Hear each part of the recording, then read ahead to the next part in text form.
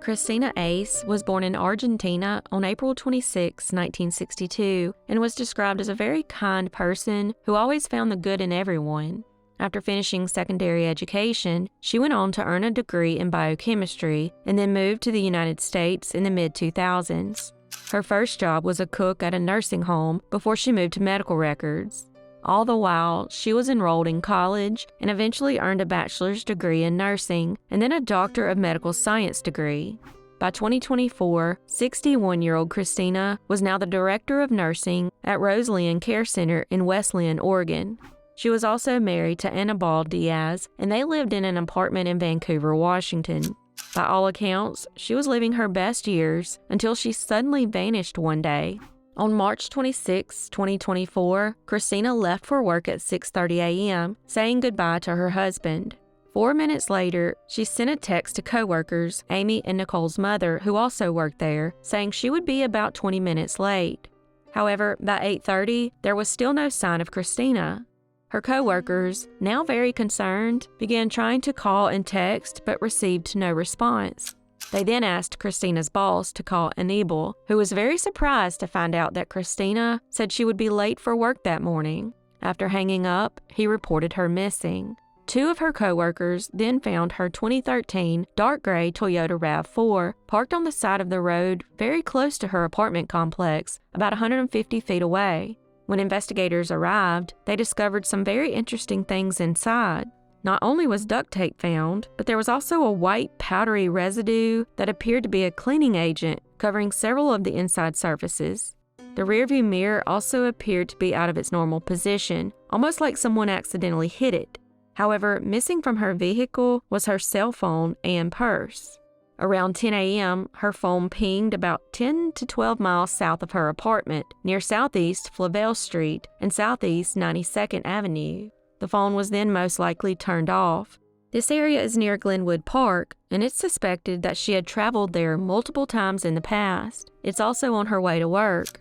It was discovered that she told her employer that she would be 20 minutes late on February 27th, March 1st, and March 5th.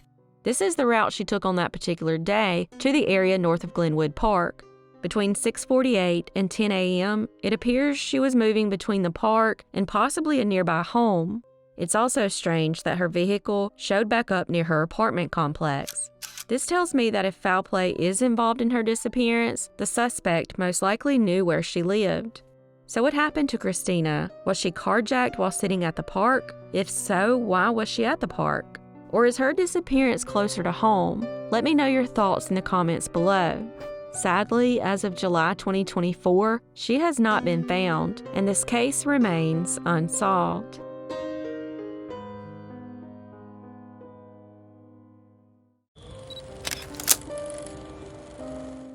James Martin Roberts was born on August 19, 1996, to parents John and Kimberly, and was described as a very kind, loving, and respectful individual. In school, he loved sports and played baseball and football, but primarily focused on soccer. And in high school, he was voted captain of the soccer team. After graduating, he enrolled at Appalachian State University in Boone, North Carolina, where he hoped to earn a business degree. However, all those dreams were shattered during his sophomore year when he suddenly vanished. During the spring of 2016, Martin got a job as a dishwasher at the Daniel Boone Inn. He called his dad on Monday, April 18, 2016, and expressed his excitement about receiving his first paycheck and told him he would call back on Tuesday or Wednesday to tell him how much he made. But sadly, his father would never receive that call.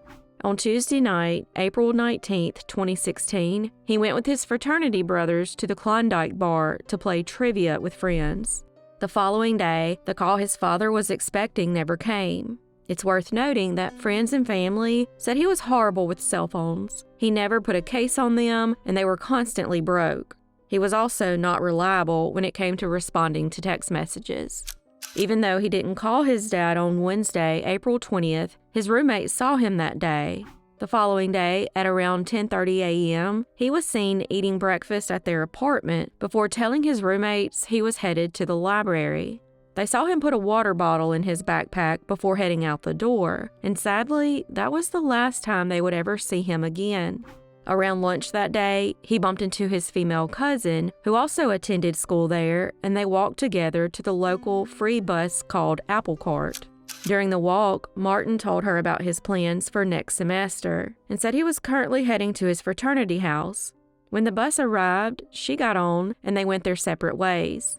Around 4 p.m. that day, 2 of his fraternity brothers stopped by his apartment to see if he was okay because he had suddenly dropped out of the fraternity chat group the day before. They found it strange and wanted to know why, but he was not at home. Friends began texting him, but he wasn't answering. The following morning, on Friday, April 22, 2016, Martin's father called the landlord and asked him to go check on Martin. So the landlord called his roommates and asked them to check his room, but he wasn't there. They did, however, find a note on his desk that stated he was leaving everyone behind. A lot of the information in the note has remained private, but he spoke of how he was disappointed in himself for not taking advantage of the opportunities his parents gave him. However, he never spoke about what he was doing, where he was going, or if he had plans to take his own life. The roommate called his father and read the note to him, prompting him and Martin's stepmother to immediately get in the car and head to the college. Meanwhile, the roommate called the police and reported him missing.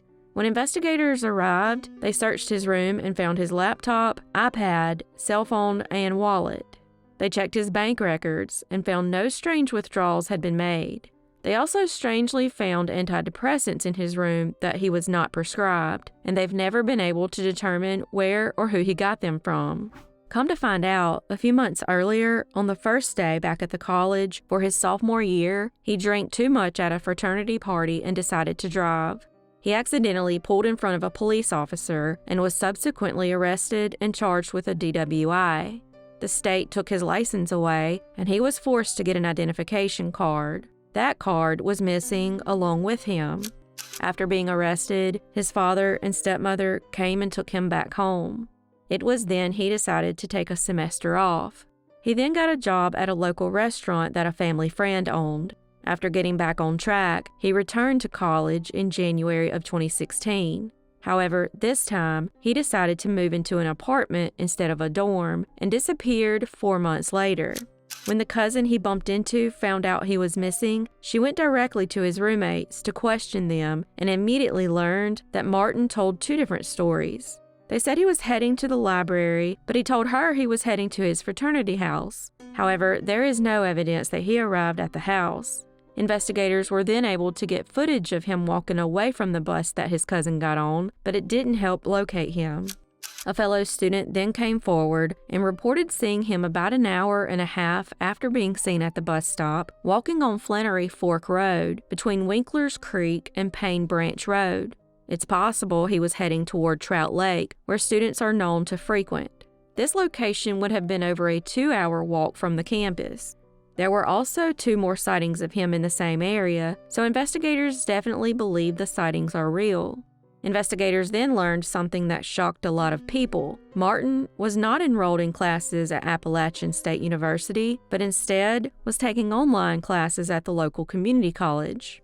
When they checked at the college, they learned his grades were fine until he suddenly stopped logging into his online classes about a month before he disappeared.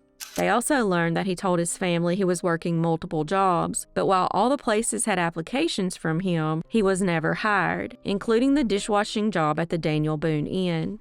So what happened to Martin? Did he go for a hike in the mountains and get lost? Did he catch a ride with the wrong person? Or did he start a new life in a beach town, which he was said to love?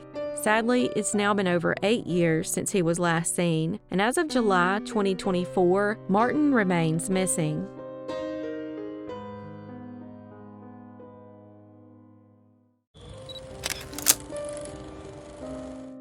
Ruth Penelope Bell was born on February 28, 1948, and went by Penny. In 1991, 43-year-old Penny was living in Bakerswood near Denham, UK, with her husband, Alistair, her 11-year-old son from her previous marriage, and their 9-year-old daughter.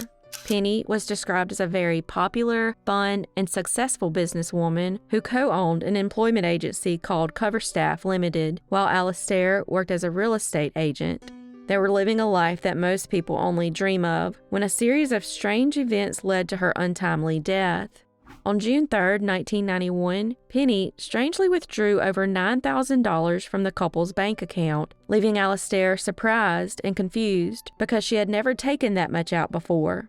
2 nights later, on June 5, 1991, he recalled her acting strange, like something was weighing heavy on her mind. She then fell asleep around 9 p.m. while watching the news. The following morning, at around 8:40 a.m., he left the house as usual for work and would sadly never see Penny alive again. An hour later, she left in her Arctic Blue Jaguar XJS and told the workers who were doing renovations on the house that she was running late for an appointment. She was known for keeping very detailed records, but the appointment she was allegedly late for was never noted in any of her stuff. She then arrived at the train station at 9:50 a.m., making some believe she was picking someone up. This is most likely true because a woman walking her dog nearby saw a man get into her car. 30 minutes later, another witness saw her car along Greenford Road with the hazard lights on. 6 months later, another witness came forward and said they saw Penny driving into the Gurnell Leisure Centre parking lot in West London with a man in the passenger side. When she passed, she appeared to be mouthing the words, "Help me," but he ignored her. Other witnesses said she appeared to be struggling with the man. Penny was later found stabbed to death in the driver's seat of her car in what investigators described as an extreme overkill. There were more than 50 wounds found on her body. They also determined that her killer began attacking her from the passenger seat, but his door was blocked, so he had to crawl over her to get out before continuing to stab her. It's strange that no one witnessed the attack because the Gurnell Leisure Centre was very busy that day and the 153-space parking lot was almost full. The suspect would have also been heavily covered in blood. A witness did come forward and reported seeing a car driving erratically out of the parking lot that day, but it never led to her killer. It's possible her murder wasn't witnessed due to the location of the car, which was parked in front of a high hedge that ran around the perimeter. They also said her car was essentially soundproof. Investigators have not been able to pinpoint a motive and have ruled out robbery. They do believe she knew her killer, though. Alastair had an airtight alibi and was quickly ruled out. He also had a boyfriend, who he had been with for 11 years before meeting Penny. However, the boyfriend was on good terms with Penny and Alastair and had even attended their wedding. Unfortunately, Alastair did not handle the murder well and now lives as a recluse and rarely speaks to anyone. In a shocking twist, the man that she was with that day was later identified as John Richmond, a former neighbor of theirs when they lived in Harrow, about 10 miles from Denham. He's also admitted that prior to her murder, they were having an affair. In April 1992, he was arrested, but by July, he was released after the Crown Prosecution Service decided not to charge him for the murder. Richmond then claimed he had been completely cleared as a suspect, but that's likely not true. Investigators interviewed him again in December 1994 after he made claims that Penny was killed by an assassin, and the man paid him over $30,000 to keep quiet. He said he knew the murderer's identity because he was asked to recommend a hitman to carry out a knife attack, but claimed he didn't know Penny was the victim. Most believe that Richmond is the person who murdered her, especially since his fingerprints were found inside the car. As for why no one saw him walking away with blood on him, some theorize his getaway vehicle was parked right next to hers. In 2021, Penny's daughter teamed up with Brian Edwards, the initial lead investigator who had since retired, and they say they possibly have a new prime suspect. They also have new evidence, including a motive that they have turned over to a police cold case team, but as of July 2024, this case still remains unsolved.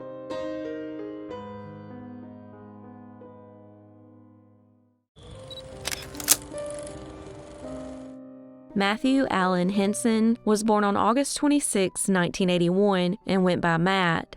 In 2002, 18-year-old Matt was living in Denton, Maryland, and working at an automotive accessories business in Delmar, Delaware. He was also enrolled at Chesapeake College. He loved cars and was also a member of the Denton-Greensboro, Maryland area car club. On September 9, 2002, Matt left for work, never to be seen alive again by his family. Just before midnight in Farmington, Delaware, a local resident called police and reported hearing gunshots. They said they walked outside and saw a fire in the distance. When firefighters arrived, they found a Chrysler sedan engulfed in flames. After putting out the fire, they were shocked to find burned human remains in the trunk, and DNA later identified them as belonging to Matt. The location of the fire was only about 15 miles from his home. Since the fire destroyed most of the evidence, they have not been able to rule his death 100% a homicide, but they strongly suspect that foul play was involved. They were able to locate the owner of the vehicle about an hour and a half away in Crisfield, Maryland. However, it still didn't lead them closer to discovering what happened, and as of July 2024, this case remains unsolved.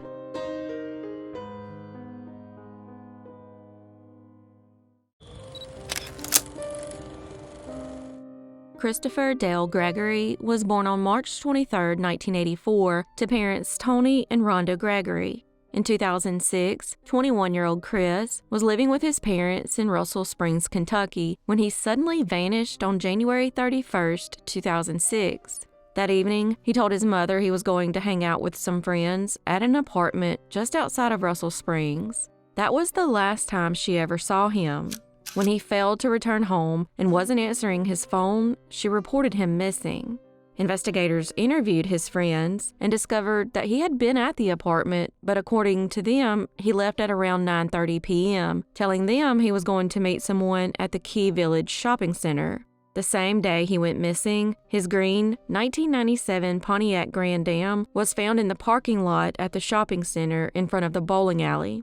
A couple of months after he disappeared, his driver's license and other documents were found alongside a road about 6 miles south in Jamestown, Kentucky. Unfortunately, it still didn't lead to his whereabouts. There are multiple rumors about what happened to him, and most involve drugs. The chief of police even has 4 persons of interest, and they allegedly know exactly what happened to Chris that night. They brought them in for police interviews and agreed to take polygraph tests, but after consulting with attorneys, they all backed out. Police even found blood on 2 of the suspect's shoes, but they need both Chris's parents' DNA, but his father has refused to cooperate and has allegedly been on the run for years. Sadly, there is very little information, and as of July 2024, he has never been found, and this case remains unsolved.